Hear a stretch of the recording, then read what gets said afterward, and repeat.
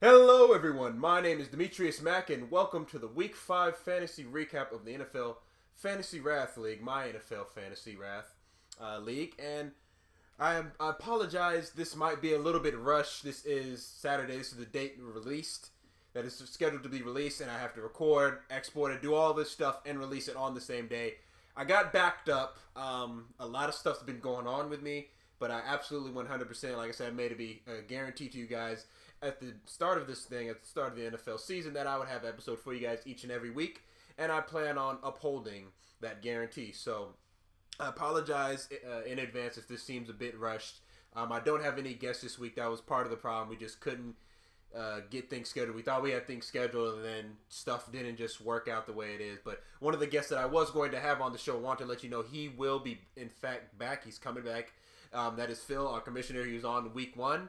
And he wants you guys to know that he did not skip out on his push-ups. He's going to be doing those on here for you guys. And so we're looking forward to having that. But it's just me this week, so I will be running through this stuff. And I'll be giving you guys all the updates of everything that's gone through in Week 5. We've had a lot of things happen. If he's played Julio Jones, expecting him to have a big game versus Denver after that 300-yard outing that previous week, you were probably sadly disappointed. Where has Odell Beckham Jr. been? Can you trust him? Was he worth that first-round draft pick? And yes, we will be going through a lot of other stuff as well. Now, if you see here on my screen, it says trade accepted between the Mixed Bean Pros and Force, which happens to be my opponent this week. Yes, we did have a trade, and I will get into that later. But to start this off is obviously the recap of the season. I'm sorry, the recap of the previous week. So let's go ahead and jump right into that. So the first game up is my game, and if you look at this score, 85-59. I can't believe it, but I ended up getting my very first W. So yay, I got my very first fantasy win of the year, primarily because of the return of this man right here. Tom Brady came out, just had a phenomenal game in Cleveland, just absolutely torched the Browns, and he was a big part of otherwise a less than stellar week for my team. As you can see, nobody else except for Demaryius Thomas got in double digits for me, which has been a problem. It's inconsistency from my players. And I haven't gotten a lot of consistency, and I'm going to be looking from that going forward from Tom Brady. I have phenomenal quarterbacks. I have Andrew Luck as well. I have Andrew Luck, and I have Matt Ryan. And that's going to be a jumble of who I'm going to match up each week, depending on the matchup, which could be a problem to me and cause me to overthink. But as you can see, another big reason why I got the win this week is because Carson Palmer did not play that Thursday night. He didn't play in that game. And my opponent, DeBallas, left him in, and that really hurt him. He ended up only getting a grand total of 59 points, and that just really hurt him. And nobody else really came through. Carlos Hyde was the only other person, and obviously he didn't get it enough. So I got my very first win. And I'm on the comeback tour now. I can finally say that. And I'm ready to just start racking up these wins, folks. So moving on to the next game. The next game is the ESO Legends versus Never Bowing Down. Now, this was a high-scoring game for ESO Legends. He's come out, and even though he doesn't have the play that he would be expecting from players like Kelvin Benjamin with 7 points, Odell Beckham Jr. with only 11 points, although he did score his first touchdown of the season in that game in Green Bay, which it bodes well for owners who took him in the first round. Like, okay, maybe he's trending into the right direction now. But still, if you took him in the first round with your very first pick, you are probably very disrespected and disappointed at how he is performing for your fantasy team right now, because you could have used it on somebody who is performing a lot better than he is right now. And he also has Victor Cruz. ESO Legends has Victor Cruz, 0 points from him. But at the end of the day, there was just nothing going on for Never Bowing Down. Dak Prescott leading his team with 17.8 points. 17.48 points right here versus that game, Cincinnati. Charles Sims let him down. And he had his running back, Todd Gurley, have a pretty good outing in Buffalo, which is a little bit surprising to me, especially the way that offense has been going down there in LA. It just hasn't really been connecting to me. Their defense has been what's keeping them above, in my opinion. But hey, ESO Legends, his running back, LaShawn McCoy, had a really good game. Sam Bradford is rolling with the Vikings. Who would have guessed this? His career happens to be resurrected in Minnesota. I mean, hey, sometimes you're just a system guy and you got to go to the right system. That looks like what is going on with Sam Bradford. And, of course, the fact that he's staying healthy, I guess, this time. Well, at least for right now. He started off injured, I guess, and now he's staying. He needs to stay healthy. So, yeah, this came down to a no-brainer. I mean, 105 to 74 is just Martellus Bennett. That's another thing. Get into that. Martellus Bennett had 3 touchdowns. He will probably not replicate that all season long. He just had a phenomenal game, and it's looking like New England is going to use that dual threat that they used to have with Rob Gronkowski and Aaron Hernandez back in the early 2010s. And it's looking like it's going to be that road ahead again. So it's just going to be hard for teams to guard that. So if you have a tight end from the New England Patriots, you're going to want to start them pretty much each and every week because they're going to be utilizing that. They're going to be red zone threats all day long. So I'm sad myself that I dropped Martellus Bennett. I shouldn't have done that. But hey, I live and learn from my mistakes. Now, our league commissioner had a good week, 128 points. I believe that's a season high for our league commissioner, but just things were rolling for him. Phillip Rivers getting him 26 points. Larry Fitzgerald getting him 20 points right here. And then, of course, Brandon Marshall, with Eric Decker out, is going to take advantage of that. He's probably going to be looking to anywhere from 10 to 12 targets a game. So he's going to be a volumes guy. He's going to get his, regardless of how terrible Ryan Fitzpatrick is right now. So everything just went rolling with him. Of course, we know the Minnesota Vikings defense, excuse me, they're just proving once again that they are the legitimate number 1 defense in all of football right now and in all of fantasy because they just keep rolling, especially after the dismantling of the Denver defense at home versus the Falcons. We now know that, hey, the top dog is the Minnesota Vikings. On the other side, the Suge Knights just couldn't get it going. I mean, at the end of the day, the only person that kept him in the game, kept it close, was David Johnson. And we all know David Johnson, as I believe I said last week, he's arguably one of the best running backs in the game, if not the best running back in the NFL right now. So he's going to want to hold on to them and bank on him every week. Unfortunately, it just wasn't enough for him to get the victory this week. Moving on to our 4th matchup, which is Force and the Murder Boners.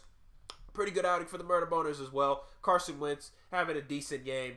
But Ezekiel Elliott, and that's the other candidate if you're going to challenge David Johnson. Ezekiel Elliott is just having a phenomenal season. Just that O-line is doing wonders for him. He's absolutely fitting in that offense. He's getting his way. He's getting his stride. And he is on pace to break 1,700 rush yards this year and possibly even 2,000. DeMarco Murray, I believe, got close. I'm not sure if he did it. I don't remember. But back when DeMarco Murray was there a couple years ago, he did wonders too. It's looking like Ezekiel Elliott is on pace to do the same.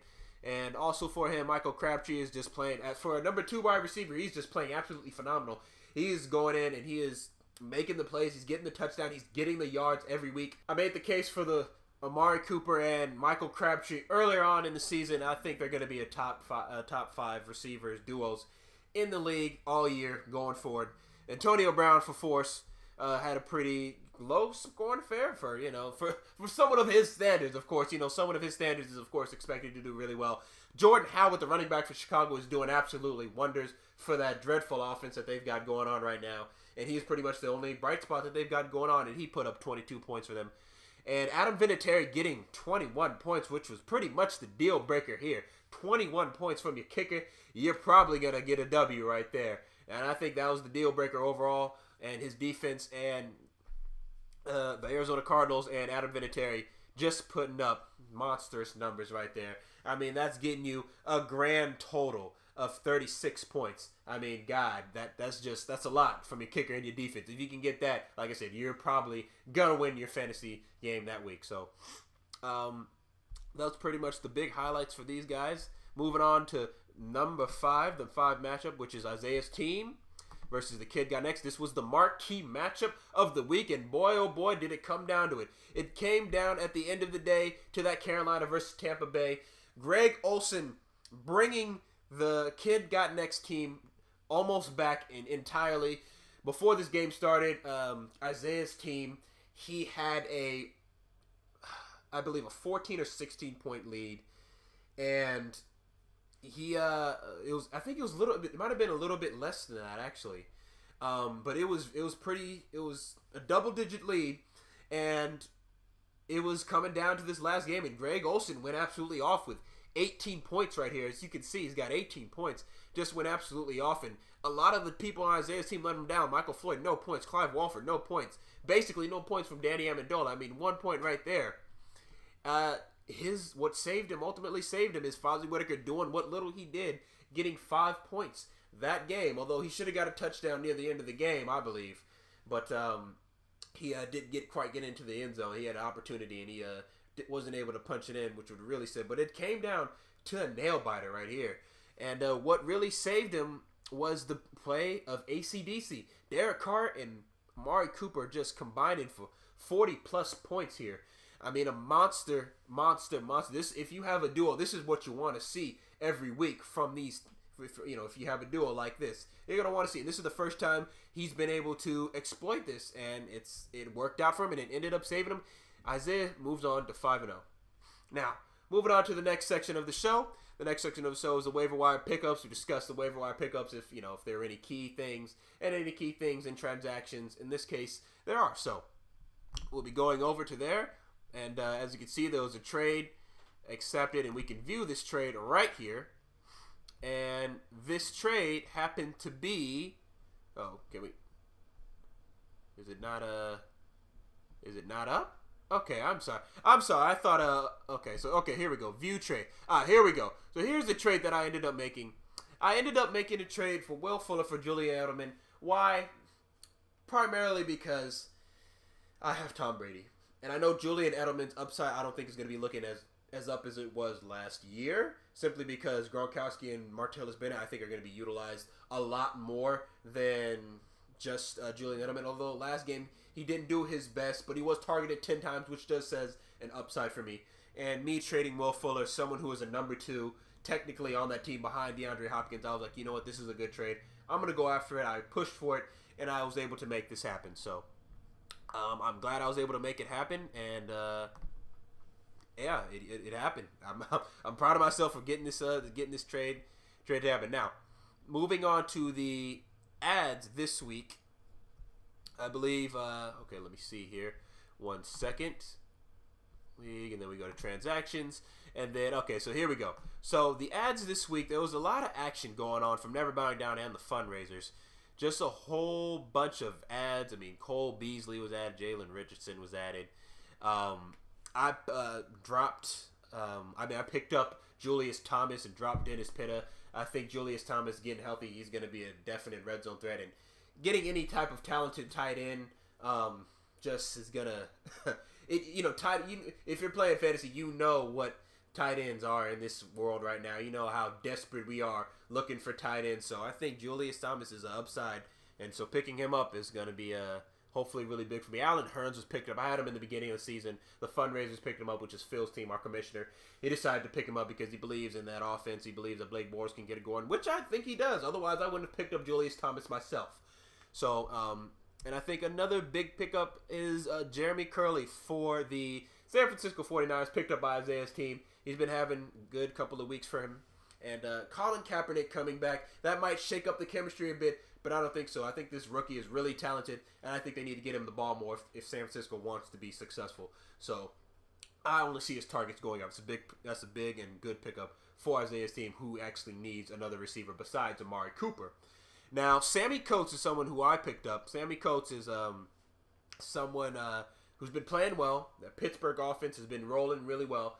But the only thing is now he's injured. He's going through some pains. He has lacerations in his hand. He has stitches in his hands. So I don't know if I can play him right away immediately, even though he's coming off a fantastic week. And he's one of the top receivers in fantasy right now. And other than that, Michael Thomas was someone I was eyeing. I think Michael Thomas for New Orleans, he's a rookie also. He's going to be getting targeted. He's seen a lot of targets from Drew Brees in the past week. So I think that's a big pickup for Never Bowing Down right here. And other than that, I think that was pretty much the key pickups this week. In other news, Hunter Henry was dropped. So he will definitely be the most sought-after free agent in my league coming up. So week 7, it's going to be hell trying to get Hunter Henry because, like I said, we're all in for tight ends. All right. Now, going up to finishing off the show, we're going to go to the predictions for the league coming up for week 6. Now, For week 6, I've matched up against Force, who I made the trade with this week. And as you can see, he has a 3-point lead against me right now. And both of our Denver players, Emmanuel Sanders and Demaryius Thomas, both had underwhelming games versus this otherwise, kind of San Diego team. And it was a really shocker watching this team out there. And I think the biggest issue for Denver right now is their quarterback is not going to get it done. I don't think at the end of the day their defense can be as good as it wants to be. But Trevor Siemian, is not even as good as a washed-up Peyton Manning was for them last year. And that's going to bowl problems for them going forward. And that's going to bowl problems for me if Demaryius Thomas, starts to play like this all of a sudden. He even had a fumble, which really messed me up. So it was a bad start. But right now, looking at these matchups right here, I have a lot of road games. And for me to do well, I'm going to need my running backs to do what they need to do in the trade for Julian Edelman. He'll be coming in tomorrow in the morning for me, so I'm going to put him in that lineup for Sammy Coates. And I need my New England players to do their job, to get their points. I need all of them to get me 10-plus points, I think, in order to beat this talented squad, because he's got Christine Michael, he's got Jordan Howard, and he's got Antonio Brown. So he has just got Jordy Nelson. He has just got a stacked squad, and I need to be at my very best to beat this team, because these players have home games, these players are top-notch players, and they're going to bring it regardless. So I need my New England players to get the job done. All right, moving on to the Murder Boners and Isaiah's team.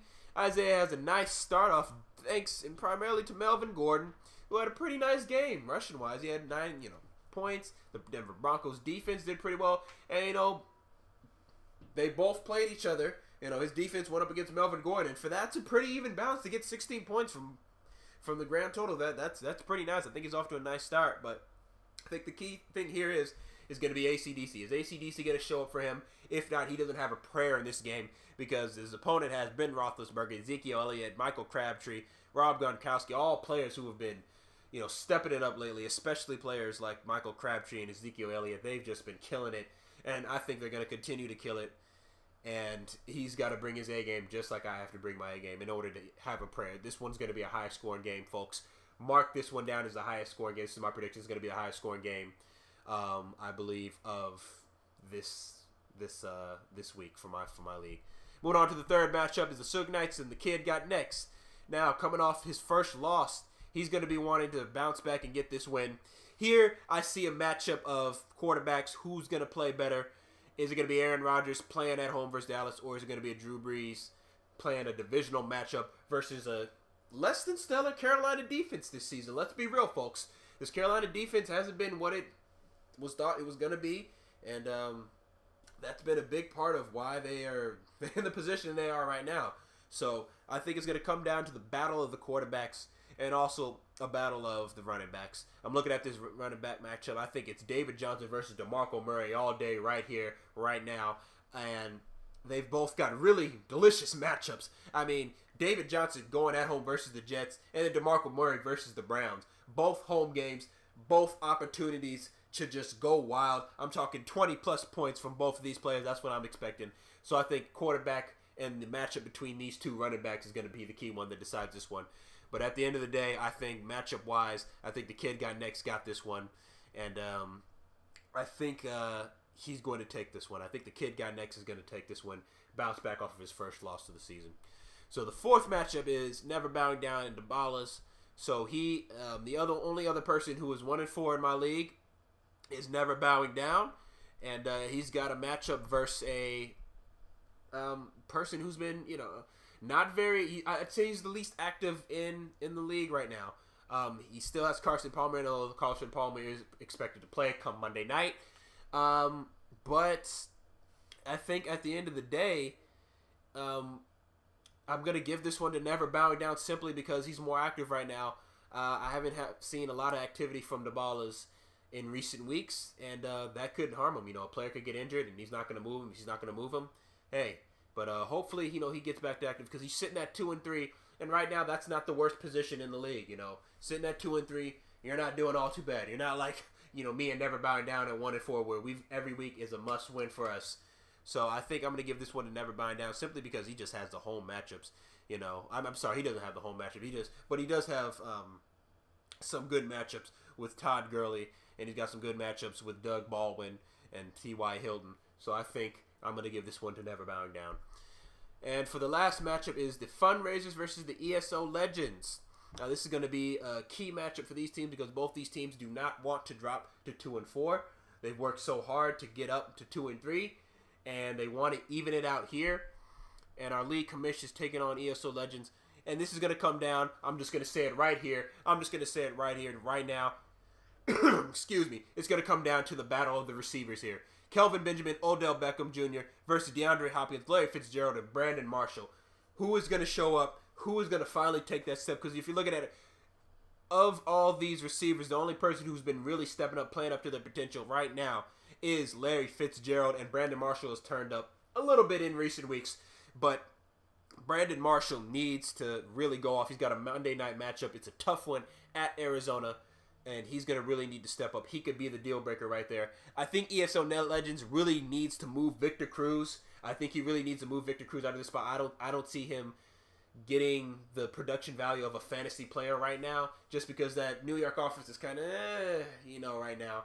We're just now starting to get Odell Beckham up there and moving. So I think, going to the next best receiver, I don't think they're there yet. So I think he needs to move him out for a player. But he doesn't have receivers to put him in. I mean, Eric Decker is on injured reserve, which could come to bite him in the ass because right now he's going to be really relying on those two receivers. And right now, Kelvin Benjamin does have a nice matchup against New Orleans. I expect big things from him. And Odell Beckham is going up against, actually, not in fantasy-wise, but in real life, the Baltimore Ravens defense is pretty stellar right now. They're not allowing that many points, and it could be tough for him, even though it's a home matchup. So I think it's going to come down to the receivers. But at the end of the day, I'm going to give this one to the Fundraisers, simply because he has more. The receivers that he has, I think, have a bigger potential to go off. And Victor Cruz just being in there right now with this lineup right here, I don't see him getting the job done. So there you guys have it. That is the wrap up for this week, and it's a big week for me. I need to get a win. It's a big week for these two right here, and hopefully my strategy going on with this New England thing works out well for me, and we will see how things go in this week 6. So thank you everybody so much for watching. If you enjoyed this video, make sure you hit that like button and subscribe to my channel for more content like this. And I will see you guys next week for the Week 6 recap. So, until then, I'm Demetrius Mack, and I'm out. Peace.